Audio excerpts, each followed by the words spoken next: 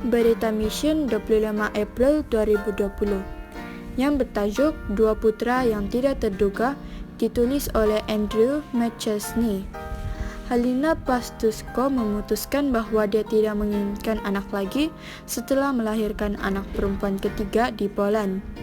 Tetapi dia menyadari bahwa pada usia 42 tahun yang sama ketika cucu pertamanya lahir, dia hamil 5 bulan. Kehamilan ini membuat dokter khawatir dan dia mengingatkan bahwa anak itu mungkin dilahirkan cacat karena usia Halina. Poland tidak memiliki fasiliti untuk membesarkan anak-anak cacat pada masa itu. Dokter menyarankan kandungan itu digugurkan dan memberi Halina nomor telepon untuk dokter yang boleh melakukan prosedur tersebut. Dari rumah, Halina mencoba menelepon untuk membuat janji, tetapi dia tidak mendapat jawaban. Menyerah, dia kembali ke pekerjaannya sebagai accountant di Jabatan Perumahan Kota di Rumia. Sementara itu, suaminya, Władysław, mengetahui dari seorang anak perempuannya bahwa istrinya telah mencoba memanggil dokter tujuan mengugur kandungan, lalu dia bergegas ke tempat kerjanya. "Ini keputusan saya," kata Halina. "Aku ingin melakukan pengguguran." Sambil bertelut, Władysław memohon, "Tolong jangan lakukan itu." Halina bertanya, apakah dia akan meninggalkannya jika dia melakukan perguguran itu. "Tidak," katanya. "Apapun yang terjadi, aku tidak akan meninggalkanmu." Hati Halina tersentuh. "Oke, mari kita punya anak ini," katanya. Adam, bayi laki-laki yang sehat, lahir 3,5 bulan kemudian. Untuk pertama kalinya, Halina menyadari bahwa manusia boleh berbuat silap, betapapun kukuh pendapat mereka. Jika Tuhan ingin mencapai sesuatu, dia akan memenuhi rencananya. Halina mulai tertanya-tanya mengapa suaminya menghadiri gereja Advent. Dia tidak terlalu memikirkan Tuhan pada era komunis Poland.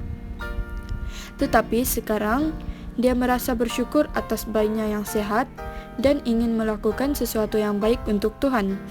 Dia memutuskan untuk menjadi seorang Advent. Tanpa pengetahuan suaminya, dia belajar Alkitab dengan seorang pendeta Advent. Dia mengejutkan Władysław dengan dibaptis di satu kumpulan penginjilan. Beberapa tahun berlalu, dan Halina mendaftarkan diri di seminari Advent di Poland untuk mengikuti beberapa pendidikan tinggi.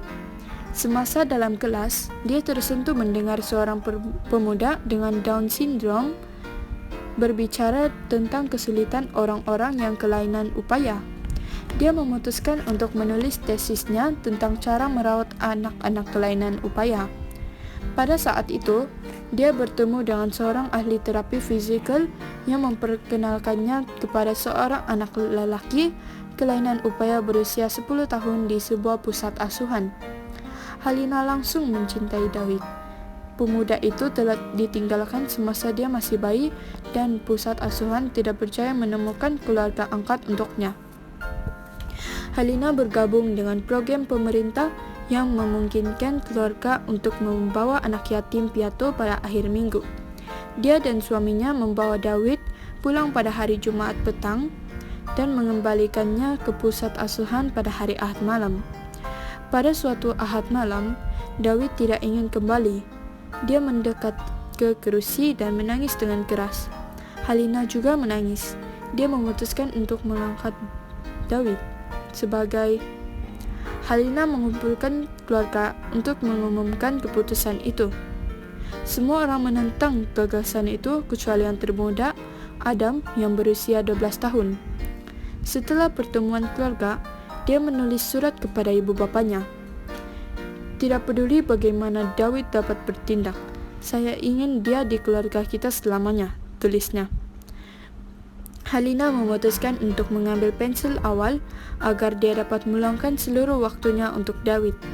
Meskipun dia berusia pertengahan 50-an tahun, hakim pengadilan dengan cepat meluluskan permohonan mengambil David sebagai anak angkat. Pada 2 Julai 2009, David pulang. Beberapa bulan setelah pindah, dia menjalani operasi pertama di kakinya. Hasilnya mengecewakan dokter dan dia mengatakan anak itu tidak akan dapat berjalan. Namun dia salah. Tidak peduli sekuat mana pendapatnya. Jika Tuhan ingin mencapai sesuatu, dia akan memenuhi rencananya. David memiliki 4 operasi lagi dan pada masa ini dia sudah dapat berjalan.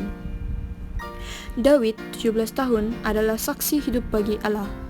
Ketika keluarga keluar dari hospital, orang ramai kagum pada David. Mereka mengajukan banyak pertanyaan, dan keluarga itu menjawab dengan membahagikan Injil. Mereka telah mengedarkan 200 naskah buku kemenangan akhir dalam setahun terakhir. David gemar dengan Alkitab, dan ia telah menghafal beberapa pasal. Ayat kegemarannya ialah Mazmur 23. Ini adalah kesaksian hidupnya. Tuhan adalah gembalaku, takkan kekurangan aku, katanya. Terima kasih atas persembahan sahabat ke-13 Anda pada tahun 2017 yang membantu membangun studio televisi untuk Hope Channel di Poland, menyiarkan Injil dalam bahasa Poland ke seluruh dunia.